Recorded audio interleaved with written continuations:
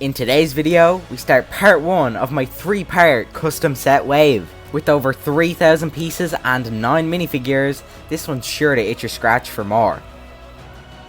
So, sit back, relax, and enjoy as we take a look at the Sanctum Sanctorum from Spider-Man No Way Home.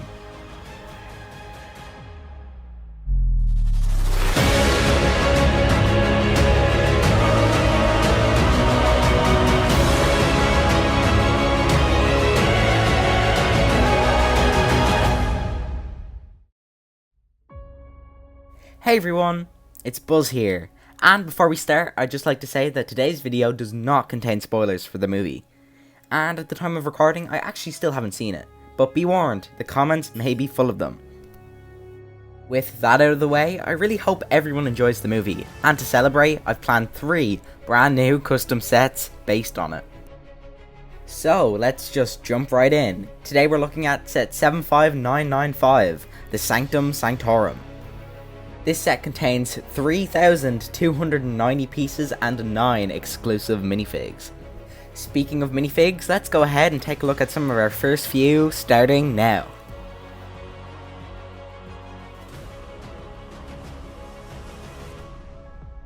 For the first minifigure of the set, we have Spider-Man in the black and red suit, also known as the BOSCO suit. The BOSCO suit Lego made was pretty good, but the lack of white spoiler legs on the emblem was a little weird in my opinion, so I added them here. I also changed some of the highlights around the suit to dark grey instead of gunmetal. One of the most notable changes are the arms, which I added printing to.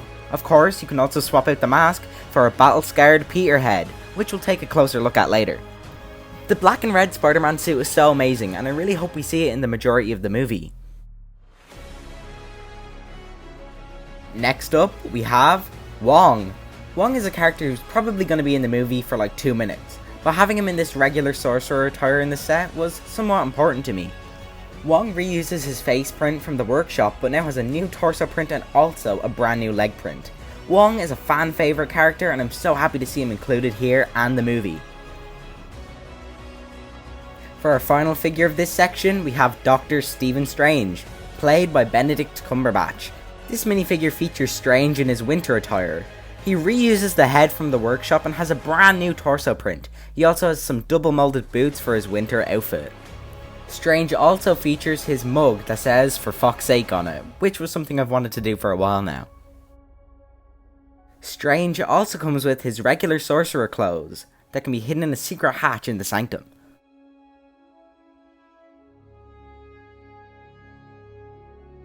Now let's take a look at the first 2 floors of the Sanctum. The Sanctum is built very similar to a modular building, except it isn't. It's half of one, similar to Diagon Alley. On the exterior of the Sanctum, there's 2 autumn trees. You might also notice that I used Thor's hammer as detailing on the exterior of the building. On the flip side, we have a Daily Bugle box full of newspapers. Let's go ahead and take a closer look at that newsprint. On it reads, "The Daily Bugle, Spider-Maniac's Web of Destruction." I took a lot of inspiration from the Daily Bugle Lego set for this, and I'm pretty happy with how it turned out. Now let's go ahead and take a look at the interior. On the interior, of course, we have Dr. Strange and Peter Parker discussing some timey-wimey spells. On the left-hand side of the room, we have a lamp, a chair, and another portal. And finally on the right hand side we have a fireplace alongside some random stuff. Going up the stairs, let's go take a look at the second floor. Of course, on the upstairs of the second floor we have the library. On this side of the library we have some random trinkets and some books of course. The trinkets include Thanos' helmet and 5 of the 10 rings, which Wong is presumably studying in favour of Shang-Chi. Now into the middle of the room we have just a random book that someone was presumably studying. There's also 2 portals that are actually the Nakia ring pieces in orange. And finally, the last piece of the room is actually just the stairs, which lead to the workshop, which we're going to take a look at in just a quick moment. Right after, some more minifigs. Coming outside to the exterior of the second floor, we have Peter Parker trying to escape Doctor Strange with the magic box. Currently, I have no idea what this box does. Either it sends the villains back to their universes or kills them. Probably both. Anyways, this box is printed on a Minecraft headpiece, and overall I think it came out really well. What do you think? Of course, the portal attaches to the side of the Sanctum, so you could recreate some memorable moments. That's it for this section. Now we're going to go ahead and take a look at some more minifigures and the rest of the build.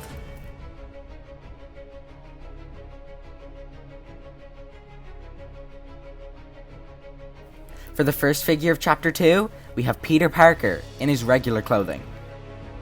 Peter comes with a brand new face print, which we saw the alternate expression for earlier. Peter also has a brand new torso print, which is just a t-shirt with a shirt on top of it. Like many, I'm very excited to see where Tom Holland's future in the MCU lies. Let's hope it's for the best. Next, we have MJ. MJ's in her Sanctum attire and uses the hidden side beanie piece in grey. She has dual molded legs and a brand new face print. MJ has been a great character in the Homecoming trilogy, and I hope she sticks around in the MCU for just a little longer. And of course, finally, we have everyone's favourite character, it's Ned. Ned is wearing his Midtown High jacket and uses a brand new face print. Ned has been one of the funniest characters in the trilogy, and I'm excited to see where his future lies. Ned also has an alternate expression, which we will take a look at later. Moving on upstairs into our build, we have the Sanctum workshop, which I had to put on floor 3, since I literally couldn't fit a basement in. Over this side of the room, we have MJ chilling on a sofa, drinking a cup of tea. Over this side of the room, we have Ned, who's currently studying these mysterious people who have entered our universe. There's another copy of the Daily Bugle newspaper, and another tiny portal. Moving on to the right side of the room, we have a TV playing the Daily Bugle. As you can see, Jameson is rambling on about something, so let's go ahead and take a closer look at that print. As you can see, Jameson is actually rambling on about dinosaurs in New York City. This is a reference to the trailer where he says, "Is that a dinosaur?" Of course referring to the lizard. Speaking of the lizard, let's go ahead and take a look at the 4th floor, roof, and exteriors. Up on the roof, we have Ned and MJ being terrorized by the lizard. Of course, there's 3 different windows, and one of them being the iconic circular window. I actually used the corner roof as a secret hatch to hide the Sorcerer Supreme's robes in, which is pretty ingenious if I do say so myself. Now let's go ahead and take a look at the final interior. And here we have the final interior, which is Strange's main study. There's not really much going on up here, but I wanted to leave some space since all the other rooms are jam-packed. There's a place to hang the Cloak of Levitation, and some room for Strange to stand at the window. There's also a table, some weapons, a chair, and a couple bottles, maybe beer from Thor.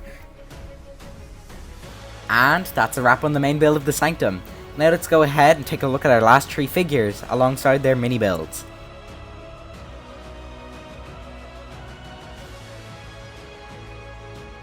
And for our first villain, we have Dr. Otto Octavius, aka Doc Ock. This minifigure is completely redesigned from my last version, and I'm super happy with this new version. Octavius uses Harry Potter's hair in dark brown. He has a new face print and a new torso print. He also has dual molded legs. Octavius is such an amazing character, and I can't wait to see where No Way Home takes him. Of course, we have the main villain, the Green Goblin, played by Willem Dafoe. Goblin is definitely going to be the most terrifying villain in this movie. He's willing to do whatever it takes, and that makes him my favourite. This minifigure uses the Ant-Man helmet in green, because there really isn't any modern day minifig piece that works for it. Goblin also comes with 2 Goblin bombs. He has leg printing, arm printing, and also a brand new face print. One side with a sinister smile, and the other has a more upset face. Goblin is definitely my favourite minifigure I designed for this set. Which figure was your favourite? Be sure to tell me in the comments below. For the last villain we have the Lizard from the Amazing Spider-Man universe.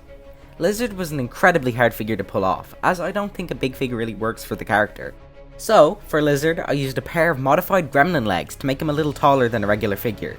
He also has a new tailpiece. Lizard was such a hard figure to design, but I'm quite happy with the final product. Of course, for one of the builds, we have Doc Ock's tentacles. Made similarly to the Daily Bugle tentacles, these ones have all new different colours and use a new back attachment. There's also some dark red studs to represent the nanotech that attaches to them via the iron spider suit, and it really adds a lot of variety to this build.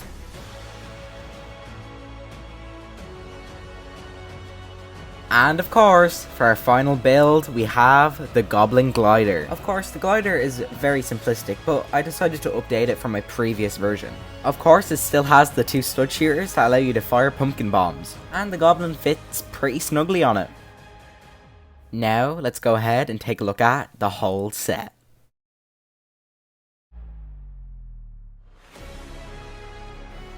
And here it is, set 75995, the Sanctum Sanctorum. And here's the preview image. Finally, the box art.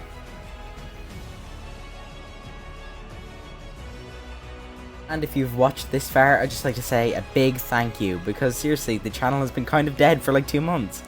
And if you'd like to join us on our road to 10,000 subscribers, feel free to do so by clicking that subscribe button. And before you go, I'd just like to mention, I know, those 2 characters were missing, and that's because they're in next week's set. Mark your calendars, December 24th, Christmas Eve. The Ultimate Series continues with part 2 of the custom Spider-Man No Way Home set wave. So I'll see you then, thanks for watching, stay safe, and goodbye.